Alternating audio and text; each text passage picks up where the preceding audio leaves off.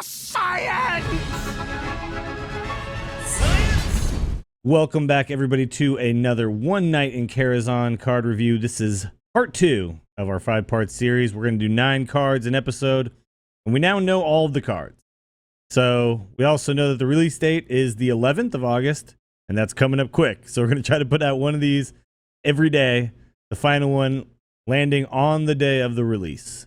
We'll see if we can keep that schedule up. We have to put out 2 in a day. We'll see.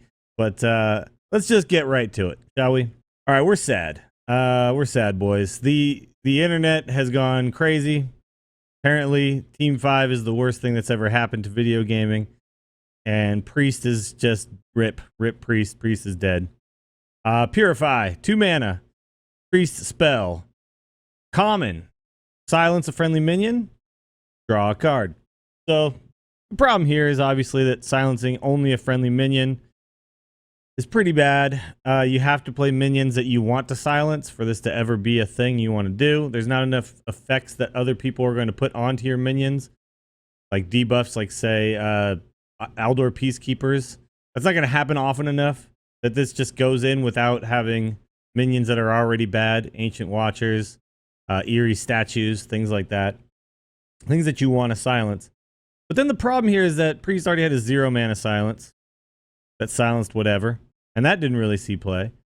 Silencing a friendly minion, yeah, you get to draw a card. But I think this would be bad at 1 mana. So if it's bad at 1 mana, I think this is terrible at 2 mana. I'm not seeing a way to make this work. I will say this. I will try, and I think many people will try, to find a way to make this somehow viable. But for the life of me, I have no idea how that's going to happen or what that deck looks like. But, hey, challenge accepted, right? All right. People are going crazy about this card, by the way, because people are already sad about Priest, and they feel like, really, Priest got maybe the worst card that's ever been printed in this game at a time when Priest was already really terrible. And I feel that. But maybe there's other cards in the set that are going to help Priest. I'm not going to go ahead and just throw all my wrath at Team 5 right now and Blizzard because the set hasn't come out yet. Let's just hold off on being doomsayers. The end is not coming, all right? All right, anyway, that's enough of that. Let's move on. Cat Trick. Cat Trick is a 2 mana secret for hunters. It's a rare, and it says secret. After your opponent casts a spell, summon a 4/2 panther with stealth. So after your opponent casts a spell and the spell is resolved, the secret will then pop. A 4/2 panther, a jungle panther essentially, which is a 3 mana card. 4/2 panther will come onto the board with stealth. I think this is technically worse than Bear Trap because the activator is a little easier to play around. You know, there's a lot of secrets that are activated through attacking in different ways. So Bear Trap sometimes throws people off because they're trying to attack in a certain way to test for other secrets. And then, oh, it's Bear Trap. I didn't see that coming. This is the only way. This is the only one where it activates after casting a spell. So you will immediately know if it's not this. You'll immediately know that it is the. You know, I don't know. It's going to be easier to find out what this is. I think. There will be some decks when Zoo is as popular as it is. This will never even activate against Zoo. So seems pretty bad. However, there may be a deck for this. There's another card coming up later in Hunter that we're going to talk about called the Cloaked Huntress. And when we get to that, we'll discuss this. But maybe there's something in a secret-based Yogg Hunter with secret keepers and who knows what else. Obviously, Eaglehorn bows and things like that. Maybe that's a deck. The Yogg and Load secret-based Hunter deck. I don't know. I doubt it, but maybe. Silvermoon Portal, 4 mana. It's a Paladin spell. It's common. It reads, give a minion +2/+2. Summon a random 2-cost minion. Okay. I can actually see this being okay in Arena because buffs that summon a dude are generally okay. In Arena, if you have a lot of 4-drops already as a Paladin, you probably won't take this. But when we're talking about constructed, it's going up against True Silver Champion, Keeper of Oldemon, Blessing of Kings, and whatever other 4-drops you may have already wanted to put in the deck based on what you're doing. And I'm just not sure this finds a spot in a world with so many good 4-cost cards that Paladin has. So to me, I don't see this going into a lot of Paladin decks. However, if you are playing the buff Paladin deck, the deck that plays things like the dragon eggs and all that kind of stuff and then tries to buff them up, this is another card that buffs, right? So maybe it goes into that deck. I don't expect to see it in any other deck. I don't think you put this in the standard kind of aggro Paladin deck. I don't think this goes into a mid-range Paladin deck. But it is a common, so maybe in Arena you will see this get played. Just +2/+2 isn't quite enough for 4 mana to get you the trades you wanted. You know, the Blessing of Kings with a +4/+4 oftentimes kills something and stays alive, forcing out more removal and more cards to deal with it. So, you know, when you're adding a card to an existing minion, you want to make sure you get a 2-for-2 at least, right? Because you got a card and then you put a card on it, now it's 2 cards. You got to kill 2 things with it for it to really work. You might not kill 2 things. And then you summon a random 2-cost minion. That 2-cost minion could be awful. There's a lot of really bad 2-cost minions. So this one's a little sketchy. I'm going to put this in the bad category for now. The Silverware Golem. It is a Warlock card. It's a 3-mana, 3/3. And it's rare. It says, if you discard this minion, summon it. So we've already seen a couple other cards in Warlock kind of play with this discard mechanic. The Malkazar's Imp is the 1/3. When you discard a card, you draw a card. So obviously these 2 cards seem to play very well together. Now, the problem I see with this card is that that type of deck, and I will try to make this deck. Don't get me wrong. I'm going to make this deck. I'm going to see how this all kind of pans out. I'm going to go all in on this mechanic, see what happens. But I'm a little bit wary of this card because while sometimes you will be able to force this card to be the one discarded, and that's going to be really nice. It's going to be a sweet tempo play. It's really bad when you can't do that, and when you're competing with like Imp Gang Boss and the friggin' Councilman, right? So when you're competing with the other 2 really good 3-drops, and I imagine this to be kind of a zoo discard deck, then I'm not sure Silverware Golem quite finds its way in. However, we're probably going to be taking out a lot of other things. If we're really going all in, we're going to probably have like Succubus in there, and then the Doom Guards, and then the Soulfires, and all that stuff in there. So with that many ways to discard this, and the Fist of Jaraxxus, with that many ways to discard this, yeah, maybe. But I don't think that deck's going to be that good. I really don't. It'll be very aggressive, and maybe sometimes it'll just run you over when it draws perfectly.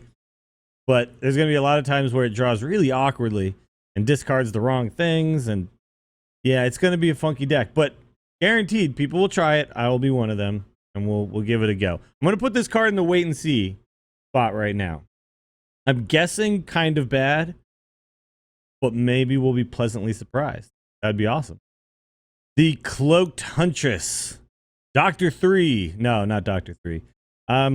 Cloaked Huntress is a 3-mana 3/4. Good stats. It's a Hunter card. It's a common. So Hunter gets another decent minion just to play. And it says your secrets cost 0.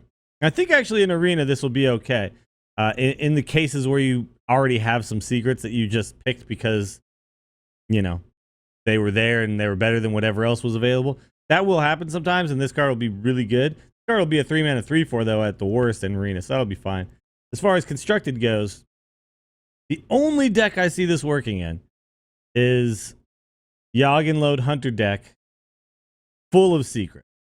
So you'll have, you know, tons of secrets, this, the Eaglehorn Bow, the Secret Keepers, and then maybe you throw in Gadgets and Auctioneer, and on turn 9, you could just cycle all of those secrets into fresh cards, and then also be activating Yogg.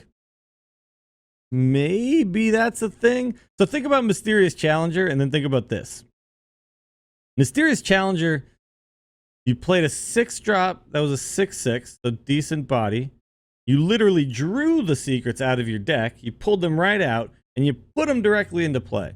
So if you actually got the full value, it was 11 mana of stuff you played on turn 6. This, you're going to have to play this card, then play the secrets out of your hand, And in a hunter, you don't have the greatest draw mechanics at this moment in time. Gone are the days of Buzzard Unleash, where you could just draw half your deck.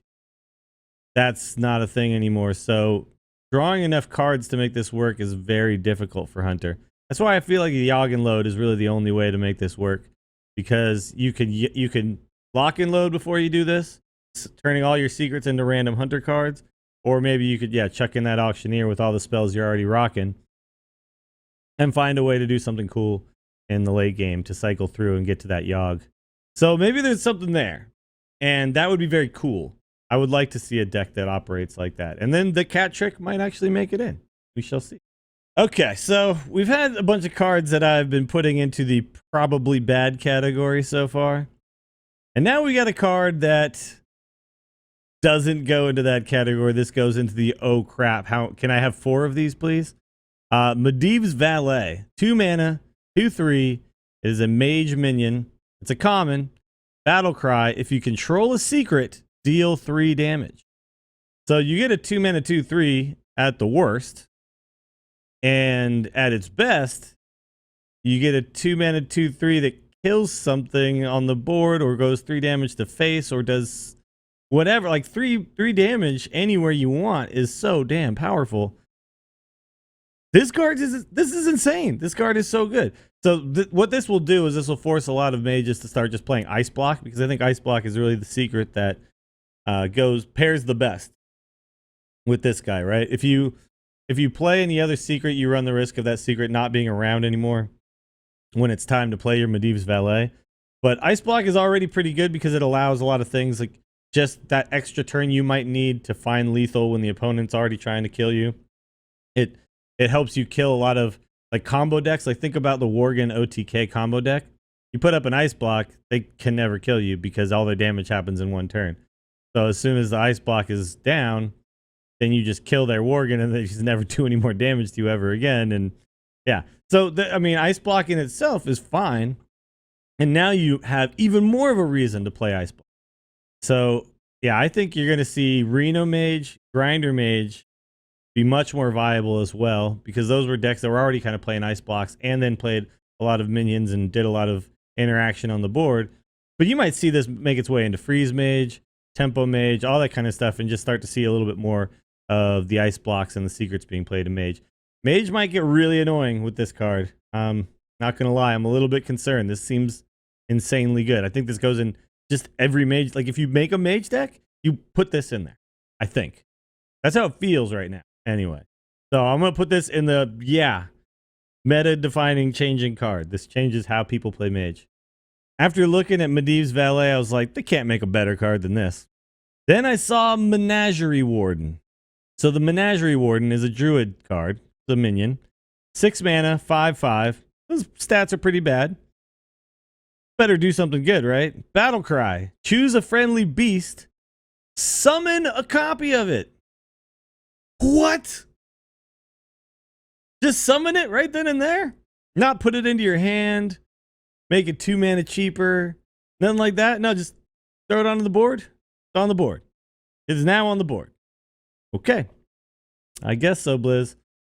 Okay, this might be the best card of the set.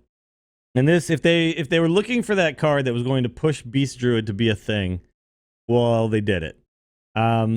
You already have Innervates and all that kind of stuff, so all the sick combos that you could think of are possible here, because you can, 6 mana is a lot to pay, but when you got Innervate and you can get up to 14 mana in a turn, you can make the kind of weird stuff that's not supposed to happen. And then obviously, like Emperor Thaurissan ticks will change the whole thing anyway, too.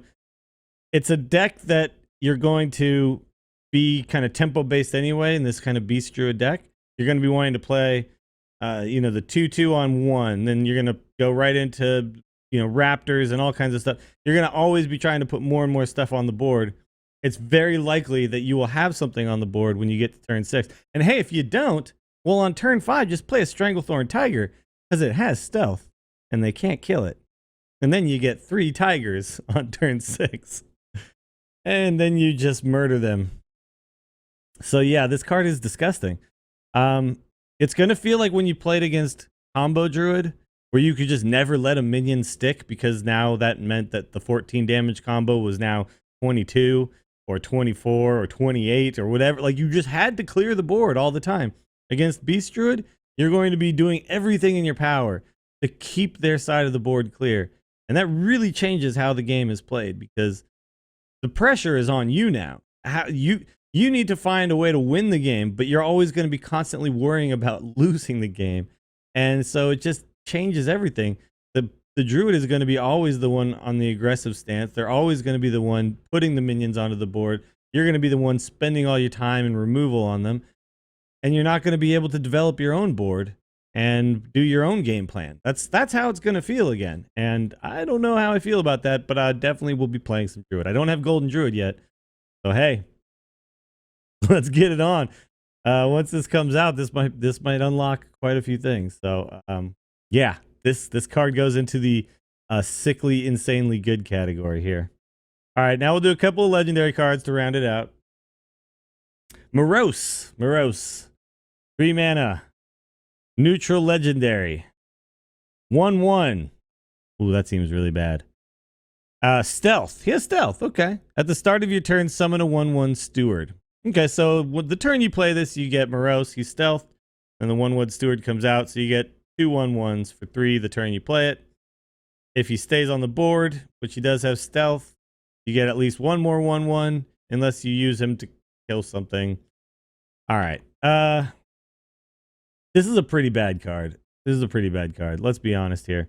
The only place I see this card working is the Steward Paladin deck. So you play the Steward and then you play Moroes and you combo the two and you get your Moroes and your 1/1 both get Divine Shield, and then that kind of guarantees you get another 1/1 at least. And then the 1/1s having Divine Shield means you can like buff those up and do stuff. I don't know. So that's the only possible place I see this working. But right now, I mean, there's whirlwind effects all over the place because of the, just Dragon Warrior and just Warrior in general. There's Fan of Knives. There's too many ways. There's Swipe. There's too many ways to just deal with this, whether it's stealth or not. All right, finally, to round out part 2 of our 5-part series, One Night in Karazhan, Dills reviews cards. Medivh the Guardian. So now Medivh is officially a hero and a card. Okay. Medivh is a neutral legendary minion. 8 mana, 7/7. Battle Cry. Equip ATS Great Staff of the Guardian. And we should probably look up what ATS does, don't you think? All right, here's ATS. ATS is a 3 mana, 1/3 weapon. After you cast the spell, summon a random minion of that cost. Lose 1 durability. So essentially you've got a 3/1 or a 1/3 weapon. Essentially you've got a 1/3 weapon that you can attack with if you need to. But if you don't attack with it and you just use it to cast spells, you will be able to get Summoning Stone capabilities for 3 more spells. So every time you cast a spell, it happens. You lose the durability. You can cast 1 spell a turn for 3 turns. You can cast all 3 in 1 turn, whatever. It's just as if you swung with it when you cast the spell, but you get the minion of that same cost. So this is a really fun card for sure and very interesting. But there's a huge question mark that I have with this card. If the meta is slow enough to get this out, then it's definitely going to make your late game really scary and dangerous. And in a world with old gods, we've seen the meta slow down quite a bit. I mean, people are getting out 10 mana cards, obviously. But when the meta speeds up, I think this card will drop out. The decks that this goes into, I imagine this goes into a Hunter deck, because Call of the Wild. So you play coin this out on 7, play Call of the Wild on 8, or play this on 8, play Call of the Wild on 9. Either way, you get an 8 drop and you get all 3 of the animal companions. That's really disgusting. I could see this in a grindery type mage. I could see this in a lot of different kind of really late game control oriented decks. People are going to try to make this work. Right now, though, there might be better bombs out there than this. Because a lot of times, like in the late game, you're going to play a minion and then you're going to follow it up with like another big minion rather than following it up with another big spell, right? So imagine a mage, you play this, and then they remove it, and they don't really play anything of their own, and now you've got ATS up. Are you going to just fireball their face to get a 4-drop? I don't know. No, probably not. You know, you're gonna hope you have another minion to play there. So that hunter version, that seems like the best one. So maybe this is a disgusting hunter card. We'll have time will tell what other decks this goes in. I'm going to try all sorts of different stuff with this for sure, though. And it is a very cool card. You could also see this being played in Yogg decks or something where you're already playing a bunch of spells, and playing a spell that's kind of wasted doesn't really matter because you're still powering up Yogg, right? So, yeah, there's some synergy there, and I could definitely see Medivh being there. I'm just glad it's a card that's really cool. And this is also the first time we see a weapon that is a neutral weapon, and it's a staff. So, like, mages now have a weapon, right? That's pretty awesome. This may see the rise of Harrison Jones if it actually becomes really popular, being like the tech that, you know, gets rid of that for you. So you can definitely play around this. You can tech against it. It's an 8-mana 7/7. That's pretty bad. You know, there's a lot of 8-mana cards that do much more the turn they're played. Turn this is played, you get a 1/3 weapon and a 7/7 body. So yeah, this is a wait and see. Holding my breath on this one. We're going to put it in the possibly good, possibly bad category for right now. All right, that's going to do it for part 2. Check out part 3 coming very soon. We have all of the cards, like I said, so there's a lot more to talk about. I'm really excited. The internet has been less excited based on simply Purify. I'm still very excited about this adventure. I cannot wait till it comes out on Thursday, August 11th. So I'll see you guys every day with more cards until then.